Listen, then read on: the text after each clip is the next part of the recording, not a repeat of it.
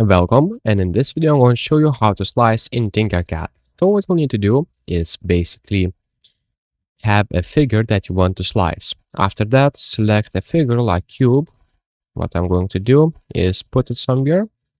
And now what I'll do is make it a little bit bigger. So I will slice this figure in half that I have on the bottom and make it a little bit larger in the height and bring that down. So let me put that down so it will go through. And now just select all of those and click on union group. And now you'll see that will slice the object.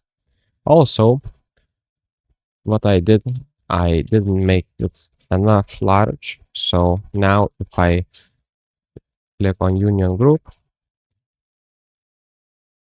I will have spliced object. So if this video was helpful, please make sure to subscribe to Guide to Everything, comment down below for the algorithm, and see you in the next one. Peace.